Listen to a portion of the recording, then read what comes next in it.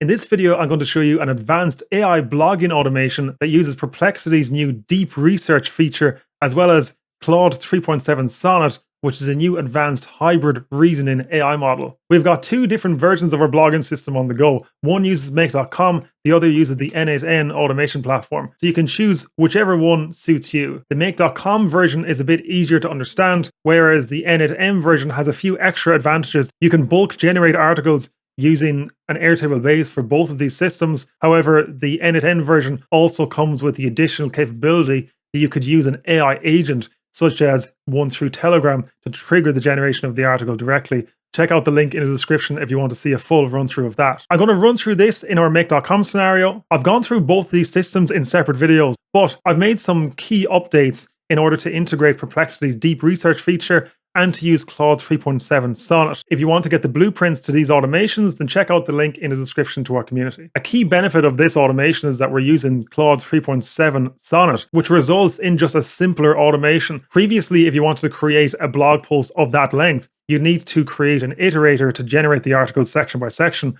like we did in our more advanced blogging blueprint a few months back. But now this new hybrid model really simplifies that process and makes it a lot more accessible to create these long articles in one shot. So let's start with an example. I have an Airtable base here. I have this post table set up, and each row here corresponds to an individual article. I've added in the first row here, and I've added in an article title of what are the best AI models in 2025. It's going to need to use the deep research feature to fetch timely information for this. Now in status, I've moved this to ready for article generation. I could ask it for an outline, but in this case, I'm going to streamline the process and move straight to generating the article and pushing that to WordPress. I've just run this automation, and now we can see the data that has flowed through. So it's taken the Airtable record. We're setting a bunch of variables at the start here. This is just an easy place for us to set the model name and the website root URL and some of our API keys. And later on, if you want to use a different model, for example, you can just update the model name here, which is great. From here, because we decided to move straight to generate the article, it's going to do all the research within this section where we branched off from the main flow. But you can do that in a separate step whereby you create the article outline like here, and then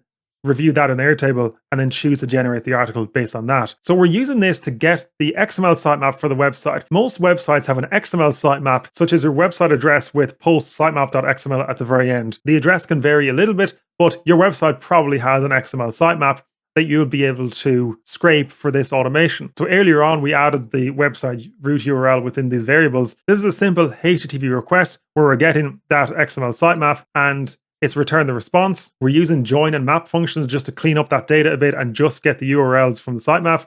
Then we're passing that into Claude, and we're just simply asking Claude to pick up to 3 URLs from the URLs list. We're passing in the title from Airtable and then the list of URLs.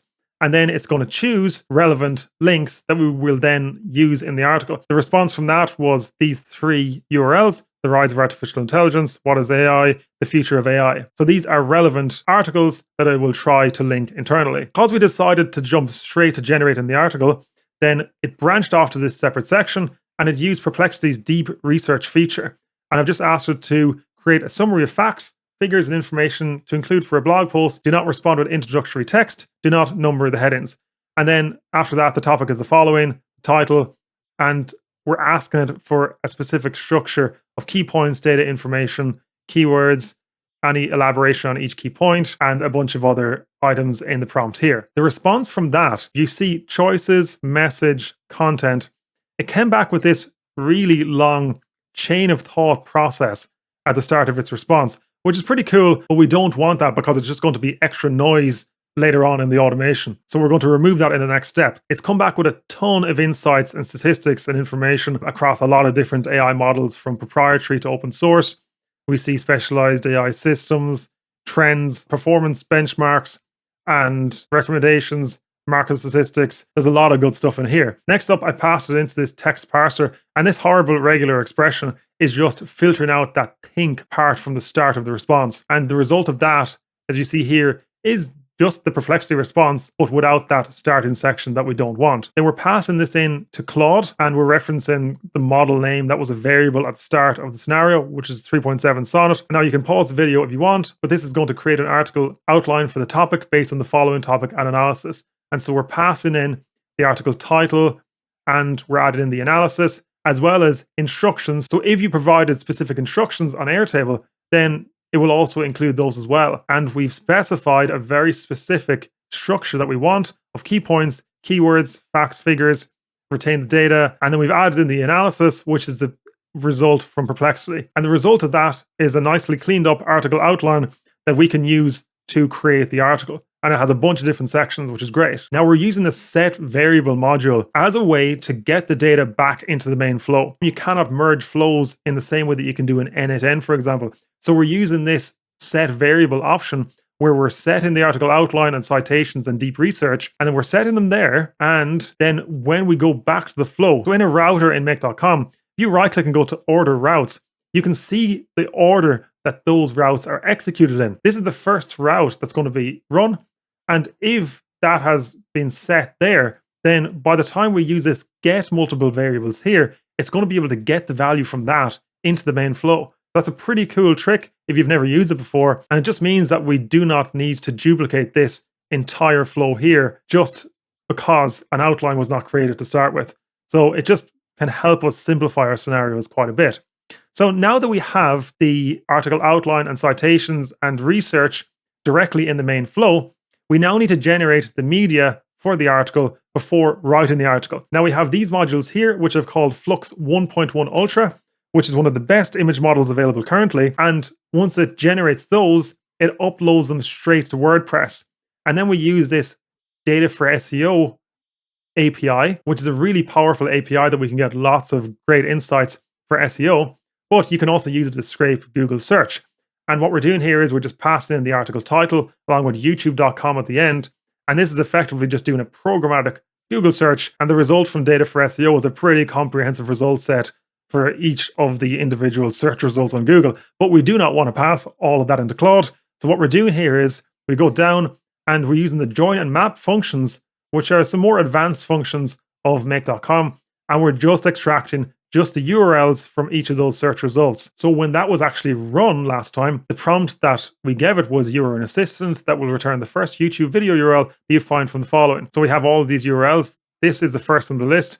And we see that in the text response, it did respond with that. So now that is a usable YouTube video that we can pass into the main article writing prompt. Now, technically, we could do this without using AI, such as we could just use some pattern matching. But there are potentially a bunch of different YouTube URLs that could be linked to, and we really specifically want a video URL for this. So that's why we're using AI to just try and get it to make sure that it will respond with that video URL. If you want to see these in more detail, which is to get the images and get the YouTube results, then again, check out the link in the description where I go through these in more detail. But to get the content image, let's have a little look at that first. So this called fal.ai, and the result of that was this URL. So let's have a look at that URL. And that was the URL that was generated directly from fal.ai. And that's the Flux 1.1 Ultra image that was generated directly from this automation. It's been uploaded directly to WordPress. We now get that WordPress URL and we're getting the media item after generating it because we want to get the correct source URL that we can then pass into this write article prompt. So now let's have a look at the write article prompt. This is a pretty long prompt, so pause the video if you need to. We're using Claude 3.7 Sonnet, which is quite an advanced model, so it's able to really understand nuanced and detailed instructions. But within the text prompt here, we're saying you will be provided an article brief below.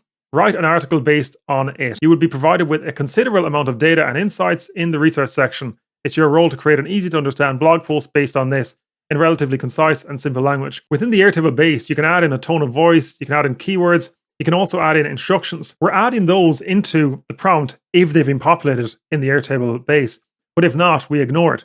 So we're using this if statement. So if tone of voice optional is present, it's going to write in a tone of voice. Otherwise, it's going to add in this section here, which is blank.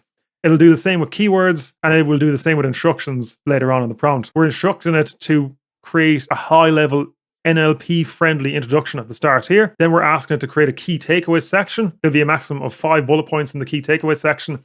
So within the article itself, here's the key takeaways section, and here's the introduction. We're asking it to bold 1 or 2 important words per bullet point, which it did there. And then after the key takeaways section, we're asking it to inject in the YouTube video right below that. It's added in this YouTube video, which is relevant for the topic. Then write the remaining section of the article based on the provided brief.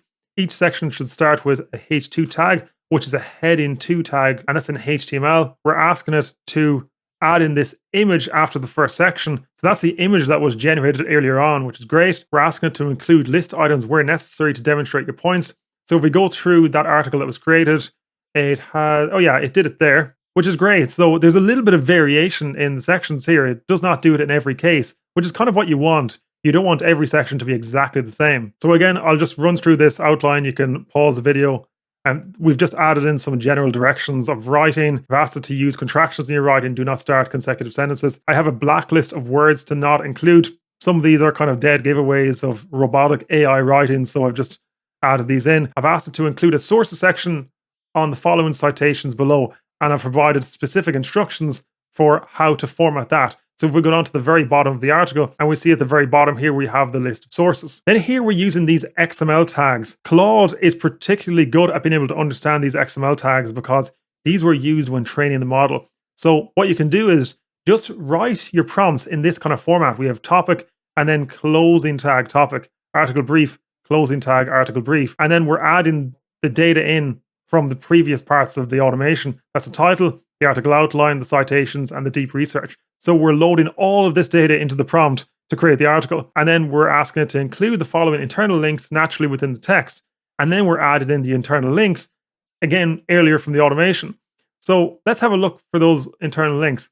Automating business operations. So that's a link to the future of AI in automating daily business operations. That is a relevant link that was contextually added in by the AI, which is fantastic. Technology as an anchor tag was added here. And then we have another internal link of the open source AI revolution. So it's pretty cool that the AI is able to do this. And then finally, you must bold important words throughout the article with strong tags, and then you must respond in HTML format. So it's bolded these words and it responded in the correct format because we sent this to WordPress and this is formatted very nicely up front. After that, we're generating a featured image and then getting the featured image, uploading the media item in the same way as we did previously. And then we're creating the post. So we have the title. I'm just using some replace statements here to clean up the output a bit because I was getting some display errors at one point when loading the data to WordPress. The last call to Claude here is to generate the social media text, and that's going to be drafting Instagram, Twitter, Facebook, and LinkedIn text based on the article that was just generated. And this is going to respond in JSON format, which is fantastic because it means that we can generate this all in one call to Claude instead of having to create 4 different modules to call Claude individually. So once it's done that, we'll press save and we see the output of that. The text response is this big long output, but we've passed it in to parse that JSON afterwards. We have them as separate data items, which is really good, but it's not as easy to get JSON output from Claude as it is from OpenAI. So what we're doing is we're pre-filling the response. We're adding in a separate message here, which is where we're effectively starting its response. What happens a lot of the time with Claude is it's going to respond with something like, here is your JSON, or it'll respond with some extra characters that you really do not want, and will then mess up this automation when we try to parse that JSON afterwards. So what we're doing here is we're using an assistant role, which is different from when you're sending the model a message of using the user role. We're sending an assistant role here, and we're starting it with this curly bracket. So the JSON should start with a curly bracket. The AI model is going to see this and say, okay, we have a curly bracket. We need to now complete our response based on that. So we're effectively starting its response on its behalf. Then when we're passing that into this parsed JSON, we're mapping the response from Claude. But because we already finished the first character in its response, we need to add in that curly bracket to the very start of the response. And then we press save. The result of that is all of the drafted social media text. Then at the very end, we update the Airtable record. We move to status of article generated. We load in the featured image URL, the file name, and then we map each of the values from that social media call. So we have Instagram, Twitter, Facebook, and LinkedIn, and they are all mapped there.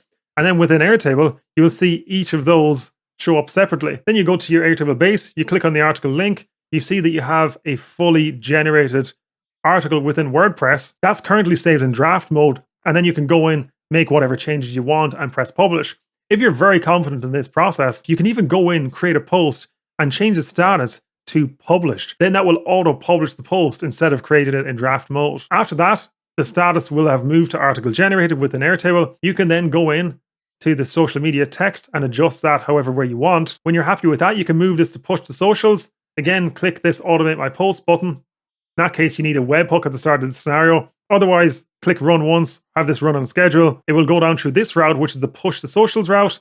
It will get the image file, so it'll get the featured image that we got there, and then upload each of those to the social networks. Check out the links in the description because we have individual tutorials on how to connect to each of these social networks within Make.com scenarios, because the instructions vary a little bit based on the social network. Make sure to check out the link in the description to our community, where you'll get access to all of our automation blueprints, including the ones in this video. We've got an active community, fantastic support via live workshops and tech support calls. And when you sign up, you get instant access to all of these courses to give you a head start. Thanks for watching.